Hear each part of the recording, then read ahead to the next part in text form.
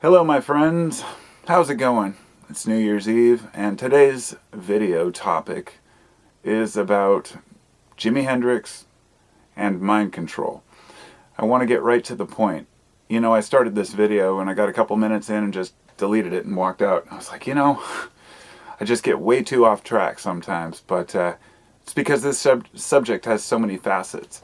So it's New Year's Eve afternoon and 2019. And first off, Jimi Hendrix is a hero of mine. When I was 16 years old, I discovered Are You Experienced, the album. And let's just say I fell in love. And when LSD entered my life, there was a cross-reference there that some moments of clarity listening to his music. But the thing about Jimi is, he's the only musician I've ever read his autobiography, or biography rather. I don't recall if he wrote it because it was a long time ago. I don't think he did. He died in 1970, September 18th, 1970 to be precise. And a lot of people who don't know Jimi, and even those who do, may think that he died of an overdose or he died from choking on his own vomit, which is there are many conflicting reasons as to why he died, and I really don't want to get into whether or not he was killed, because it's a subject that you can decide for yourself at the end of this video. I found yesterday, before I made this video, my Jimi shirt. Jimi's like, calling to me from the bottom of an old shirt bin when I was cleaning up, and I was like, I'll wear that when I'm making it. I've got this box set right here, the Jimi Hendrix Experience. It's a huge, thick, velvet, box set with like 8 or 9 records in there. Phenomenal set, and I just thought I'd show y'all because it's so beautiful. Let me see. There's 8. And so here's where I'm coming from on this. Now, Jimi, he had a pretty crazy life. And like many musicians, it's hard enough just being a musician without worrying about whether the FBI is harassing you or telling you to kill yourself or threatening to kill you, which is something that the FBI has been known to do. Now, before I go further on Jimi, I'd like to say it's not a conspiracy or some kind of a, dark secret that has no evidence. COINTELPRO was a program from 1956, I believe, until 1971. That was, officially it was closed in 1971 once they got too much heat. But COINTELPRO simply stands for Counterintelligence Program.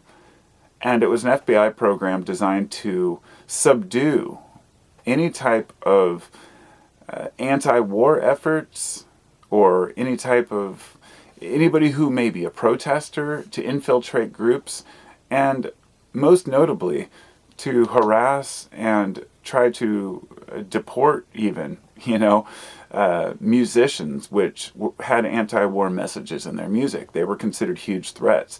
And this wasn't just about the war. This went back before then. Even Elvis was investigated. Duke Ellington. Some of the earliest jazz musicians were constantly harassed and arrested and put in prison over things that they may have not even done in order to silence their voices because people didn't want to hear them. The government didn't want the people to get excited, to dance, to know what was going on. I mean, in the earliest days, it was just about having fun. But the music eventually became very anti-government and very anti-war. And during the Nixon administration and the Hoover administration, all of the presidents through that whole, for decades were totally cool with harassing musicians and actors and basically what you would call a manufactured reality for this country. Now, one note is that Hollywood is much easier to control than a musician because anybody can pick up a guitar and sing a song about war. Making a movie was a little more expensive back in the day, and things have changed today. Anybody can put out their information, but we'll get to that. I'm going to back up a little bit. COINTELPRO which was the counterintelligence program, was designed specifically to stop communism in America. When they realized they didn't have a lot of communism to deal with, they ended up turning on American citizens who they believed would incite any type of riots or violence or rebellion against the government. If this sounds familiar, it's because the fear of communism merely became the fear of terrorism. And the same way the FBI is incompetent today because they had all these funds to stop terrorism, and they realized there's not a lot of terrorism in this country to stop. So they started working on internal groups and declaring groups like, say, ICP fans as, potential terrorists, which was an actual thing. And the FBI was sued twice by ICP, or Insane Clown Posse. Let me give you a little background on COINTELPRO. And this has been released in documents. These have been, a lot of the information's redacted, but from the Freedom of Information Act, as well as the FBI offices that were raided in 1970 by a group of 9 people, a lot of this information came out. Malcolm X, MLK, they were sent letters telling them to kill themselves. MLK was sent a letter saying that an anonymous letter saying that they had sexual recordings of sexual indiscretions and they would release them unless they killed themselves. They said, kill your filthy self. And you can look up the letters yourself if you're interested in it, because I'm not going to go into detail here. But many of these freedom movement leaders, whether they be for, worker rights or, black rights, whatever it might be, they were constantly harassed by their own government and sent letters. There were people who were hired to merely write anonymous letters to famous people telling them to kill themselves. This is your own government, right? And it's disgusting, but it goes so much deeper than that. They called them the New Left, anybody who was against the government. And you would call them a dissident. And I want to get to this. What is a dissident? A dissident, by definition, is one who resists or rebels against an authoritarian or a governing body that they disagree with, which is exactly what people have been doing in this country when they see something wrong. However, somehow half of the American population has been turned against its own people, its own heroes. The people who are actually fighting to bring soldiers home were considered traitors and communists. The people who were pointing at the hippies and calling, and people who today can say, oh, the 60s people protesting the war were just, they were communists. You're a fool to think that. The idea that any soldier should have been in Vietnam, the wool was pulled over the American people's eyes, but today we know that we shouldn't have been there. Just like we know we shouldn't have been in Iran, in Iraq, or anywhere else we've been, Afghanistan, that we really have no place sending our soldiers to fight and die, unless, we are directly threatened. So anybody who spoke this truth was basically marginalized and ridiculed, as they are today. People like Snowden, who a lot of Americans still think he's a traitor. If you ask the average American, what do you think about Edward Snowden? A lot of people just think he's a traitor. But here's a guy who gave up his life in order, regardless of what you think about the guy personally, to tell the American people, hey, your own government is watching you. And some of the things revealed are pretty disturbing. Did you know that in the Bush era, after 9/11, there was an article, my wife and I were talking about it the other day. They had actually sent FBI agents into sewing circles to see if these old ladies were talking bad about the government. It goes so deep. They infiltrate so many groups that I'm likely on a list for even talking about it right now. So if there's an FBI agent out there watching this, hey, hi. You would be very surprised to know how deep this goes, but it's almost like a joke. It's a circus. The amount of money that my taxes go to pay for these guys to sit on their asses and watch us, the people, right? And the musicians were a huge target because they had a lot of influence. And this all started in 1970. 1971, there was a place called Media, Pennsylvania. And a group of 9 people, they spent months casing this FBI office, broke in, stole all these files, which revealed all this information. They sent it all out to the different news organizations. Now, many of them refuse to publish, but eventually, what news agency can resist publishing something so juicy, right? So they did. And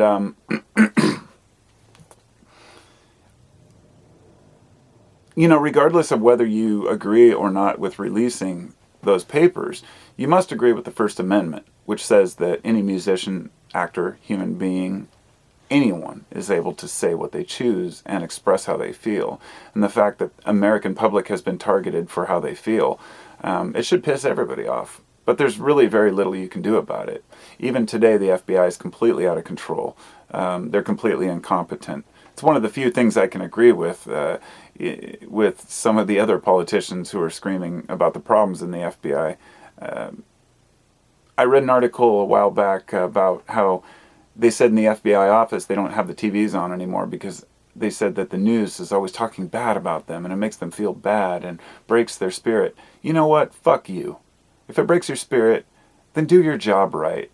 If you're an FBI agent who's investigating your own people in your own country just for speaking their minds, an anti-war protester, then you are failing.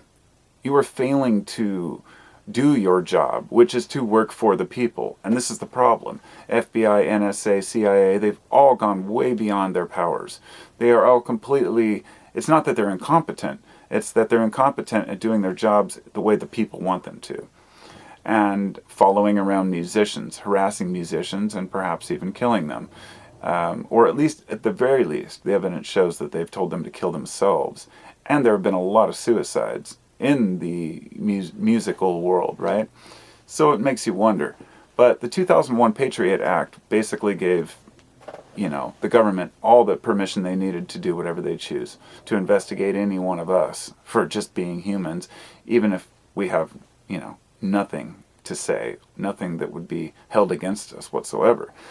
All of us have a file on us. It's just a digital file now. So, back in the 60s, 50s, 60s, 70s, they were infiltrating colleges. And to this day, they still have CIA and FBI operatives that are posing as students in these colleges. Always keeping an eye on what's going on, who the smartest kids are, making sure that we're not getting ourselves into trouble. Things like that. And if you have something negative to say about them in the media, they might have something to say about you too. So they all infiltrate protests. Most of the time when a protest turns nasty and a group of people start attacking and burning cars or whatever it might be, a lot of these people really are paid. It's just that they're not paid by some right or left-wing activist group. They're paid for by probably the FBI or the CIA. And if you doubt that, you might want to think again. They have unlimited funds to stop these things. And they have tried to stop people from congregating for the longest time. This is why you have to get a permit to, have a group of even 3 or more people. We have been suppressed for so long.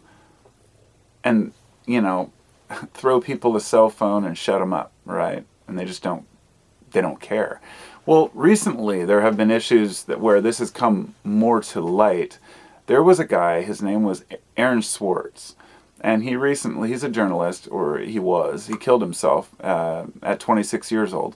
I believe he was into coding originally in school, and he got older, he got into journalism in his 20s and began doing kind of activism type journalism.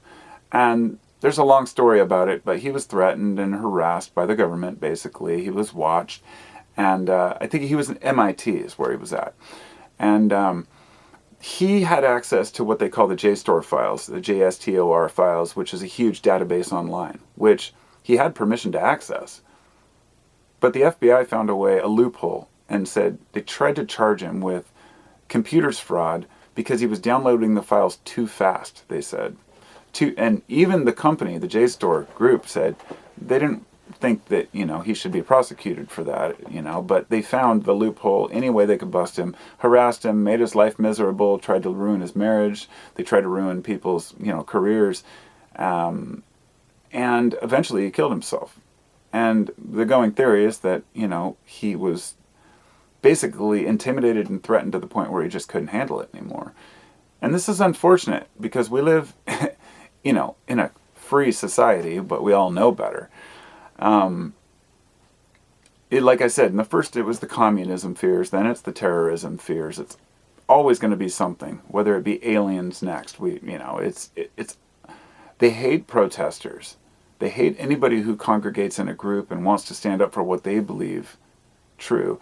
And one of the most unfortunate things that a lot of folks overlook over the past 20 years, 30 years, 40 years, is in the movies and in Hollywood.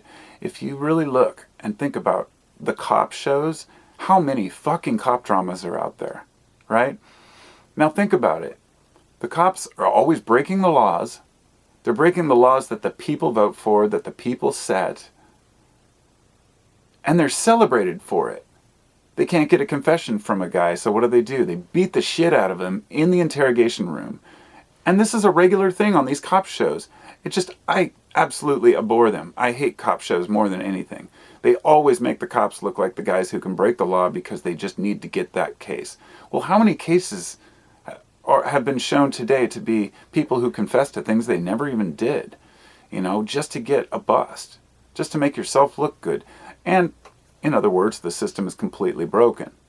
We know this, but it's unfortunate, Jimi Hendrix said, and this is my favorite quote from him. He said, "When the power of love overcomes the love of power, the world will be at peace." Some half-assed wannabe guru dude took that quote and put it in his book in the 80s or 90s and stuff, and so some people attribute it to him, but as far as I know, it's a Hendrix quote.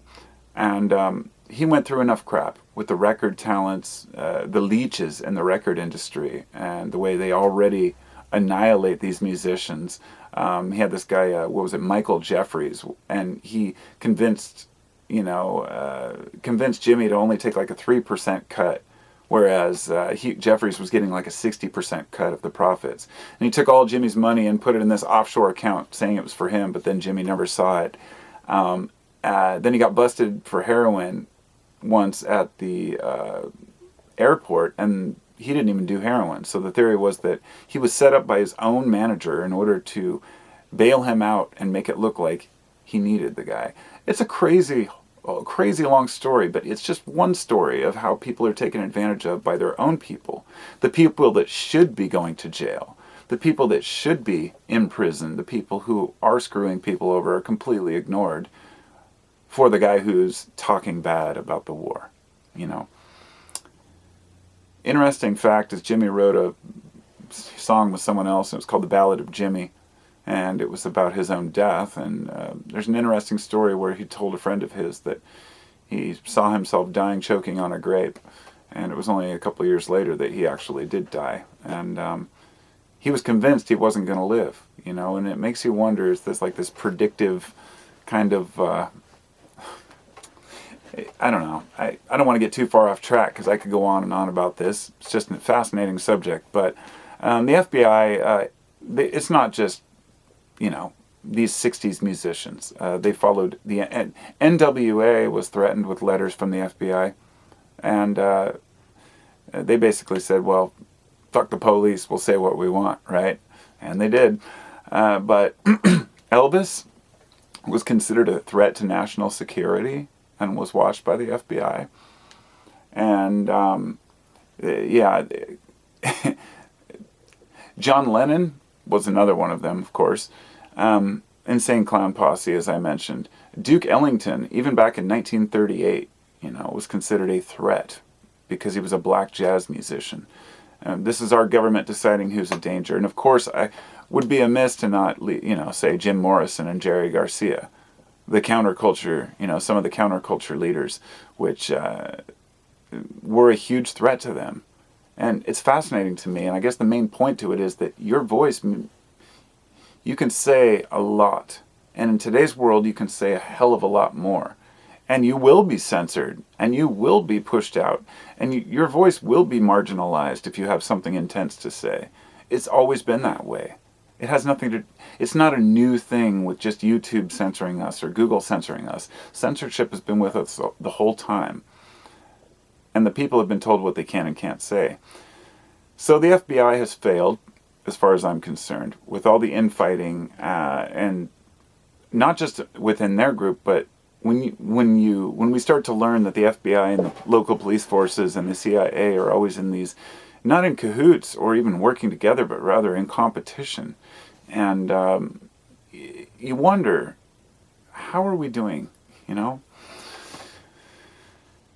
I really wanted to go into the whole MK Ultra aspect of this, because there's a mind control program called MK Ultra, which was used on American people, Canadian people, people around the world without their consent, using LSD, phenobarbital, barbiturates, which a lot of the people who died, a lot of these counterculture leaders died with barbiturates in their system. And it leads you to wonder, even though they were popular back then, LSD was a very popular substance, but it was brought by our government. It was brought as a way to do tests on the people to see if you could brainwash them.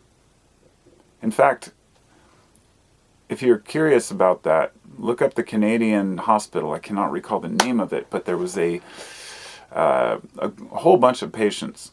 You know, it was just one of many of these MK Ultra programs where they would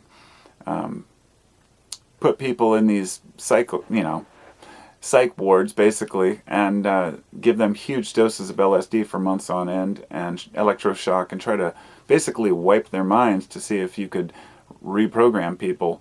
It's kind of like they do in North Korea right now, if you will, but, you know, our own government was doing it to their people. And these papers come out.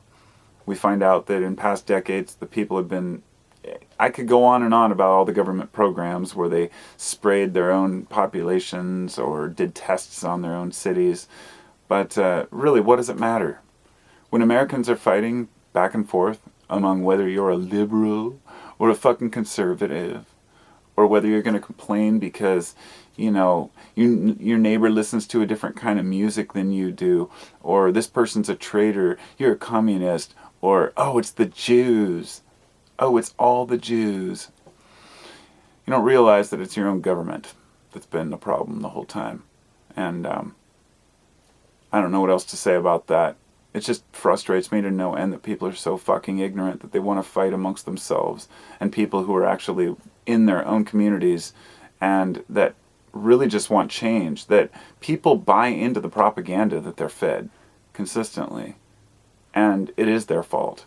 It's your own fault if you believe the propaganda, if you're willing to fight with your fellow man about such mundane things as your political affiliation, or whether you have long hair, or whether what color of skin you have, or even whether you're a man or a woman. You know, as long as people are distracted, nothing will ever change. And those are my thoughts on New Year's Eve. Be well, my friends. I'll talk to you soon.